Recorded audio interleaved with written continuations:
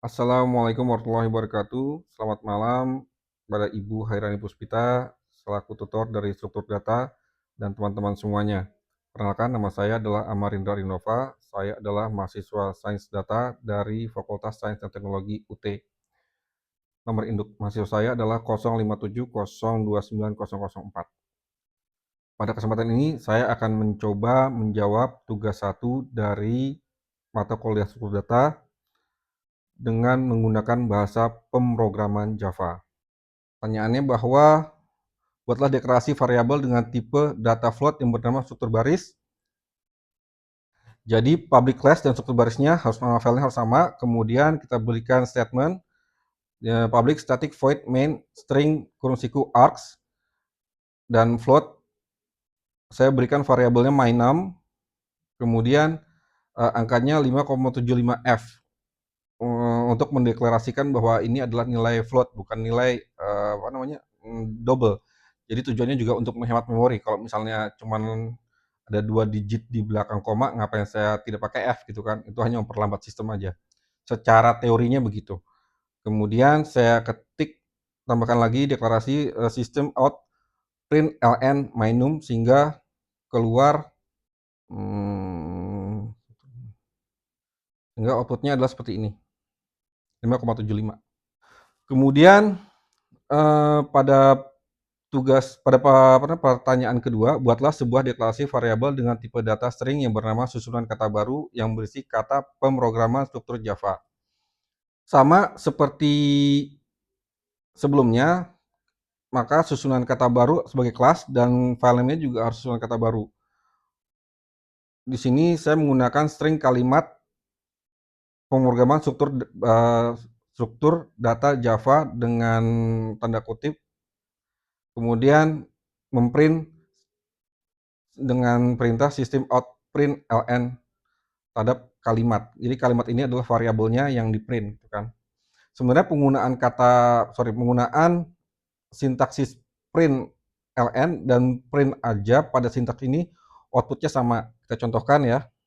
Sekarang kita tes outputnya. Nah, sekarang kita contohkan bedanya print ln dan print biasa. Pada tugas ini tidak ada bedanya. Namun secara prinsip print ln itu adalah berarti print line. Jadi nanti akan muncul per baris. Kita akan coba lihat di soal berikutnya. Nah, pada soal 3, buatlah pendeklarasian array satu dimensi dengan nama 8 angka, tipe data integer, yang berisi angka 10, 12, 18, 23, 33, 58, 67, 82. Pendeklarasian tersebut dengan menggunakan bahasa pemrograman Java. Seperti pada nomor 1 dan nomor 2, kita buat public class 8 angka dengan nama file yang sama dengan public class-nya. Kemudian di sini kita mencoba untuk menggunakan integer, kemudian masukkan variabelnya 8 angka, kemudian isi dari value-nya 10, 12, 18, 23, 33, 58, 67, 82. Jangan lupa untuk dengan semikolon atau titik koma, kan. Kemudian menggunakan perintah looping for integer angka, yaitu 8 angka. Kemudian kita coba print, sehingga nanti munculnya akan seperti ini. Nah, inilah menggunakan perintah print. Jadi munculnya dia akan ke samping. Sekarang kalau kita tambahkan ln, maka dia akan muncul ke bawah. Nah, seperti itu. Jadi di sini kita bisa melihat perbedaan antara print dan print ln. Sama aja bisa memberikan output, tinggal tergantung kita mau menampilkannya seperti apa. Cuma untuk kali ini saya lebih suka menampilkannya dalam bentuk baris ke samping sebagaimana saya memberikan inputnya. Kemudian pada soal keempat, buatlah pendeklarasian array 2 dimensi dengan nama 2 angka tipe data string yang terdiri dari 3 baris dan 3 kolom. Artinya 3 kali 3, isi baris dan kolom berisi angka berikut: 2, 4, 6, 8, 10, 12, 14, 16, 18. pendeklarasian tersebut dengan menggunakan bahasa pemrograman Java. Nah, sebelumnya saya mencoba membaca dari modul, kemudian saya mencoba menyusun bagaimana sih sebenarnya sistem Java itu bekerja karena satu dimensi dan dua dimensinya. Di sini saya temukan bahwa kalau misalnya untuk stringnya itu ini bisa memberikan nilai value bisa satu dimensi, dua dimensi.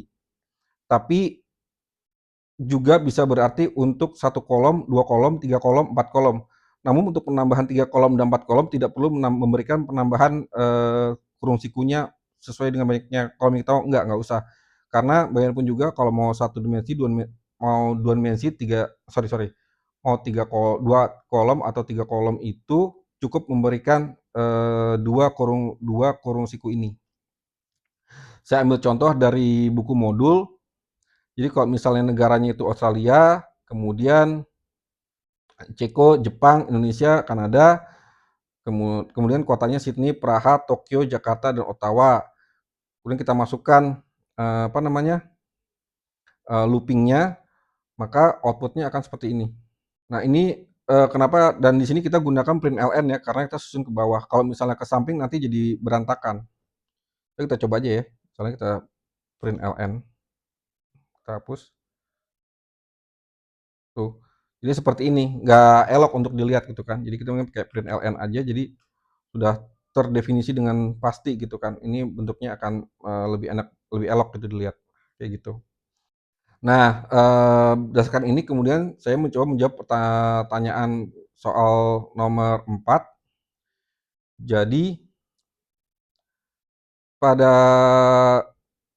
kasus ini yang diminta adalah menampilkan variabel value dari variabel tersebut 2, 4, 6, 8, 10, 12, 14, 16, 18. Dalam benak saya kolomnya akan berbuat menjadi 3 kali 3, makanya saya pisahkan di sini untuk yang baris 0, karena demikianlah sintaks di Java, dia mirip kayak Python. Jadi yang paling pertama itu justru malah adalah indeksnya 0. Jadi di baris 0 ini adalah 2, 4, 6. Kemudian baris kedua 8, 10 sama 12.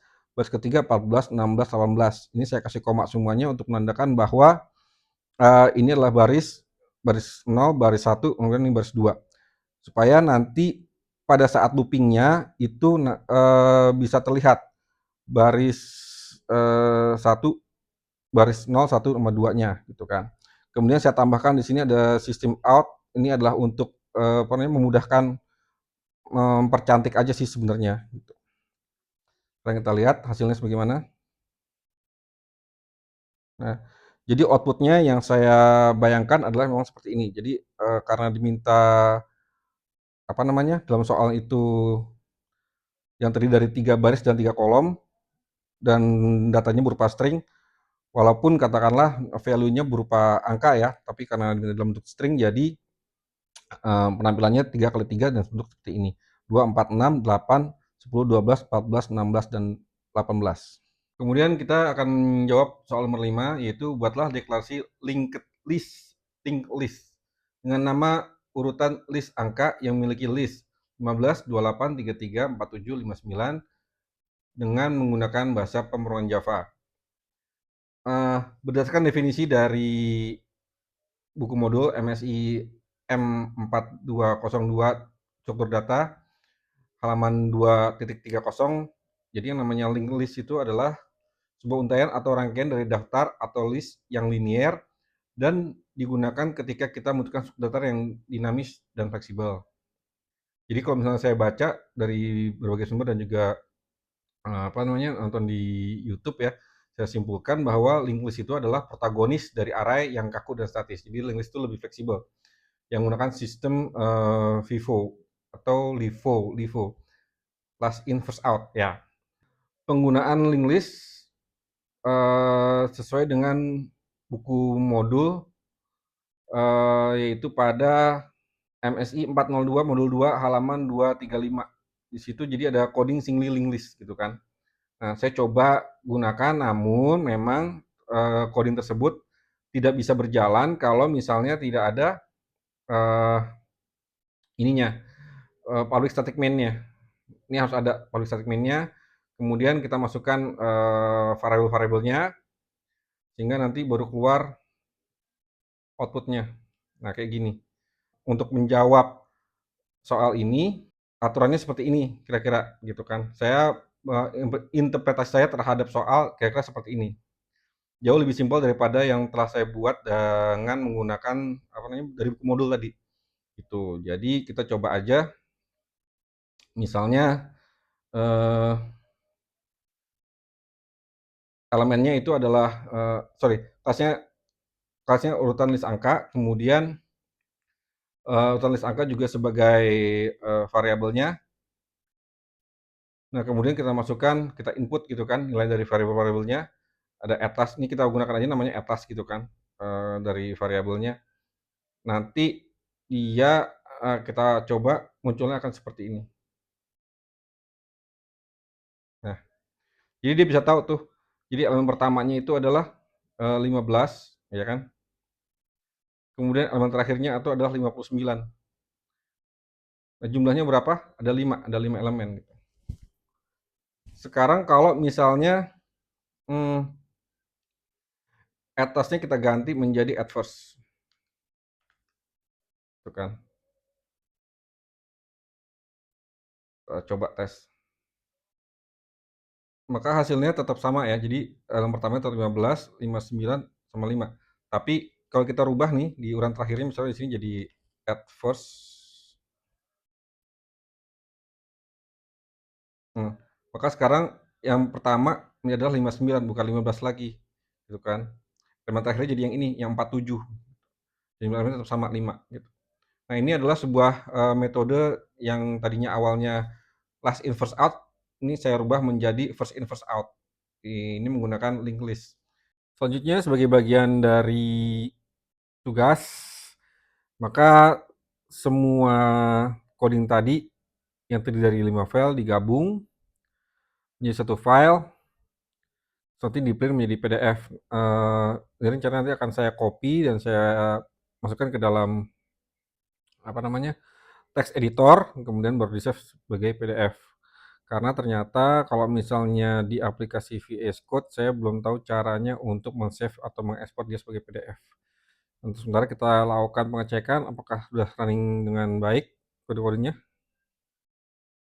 Ya, ini udah keluar dengan sesuai dengan harapan ya. Jadi nomor 1 ada jawabannya 5,75. Soal nomor 2 juga pemrograman struktur data Java. Soal nomor 3 juga sudah keluar integernya. Kemudian soal nomor 4 juga sudah keluar matriks 3x3-nya. Dan nomor 5 untuk link listnya juga udah keluar outputnya. Demikian dari saya.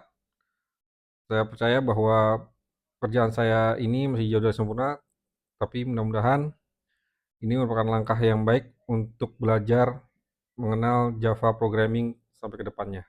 Terima kasih. Assalamualaikum warahmatullahi wabarakatuh.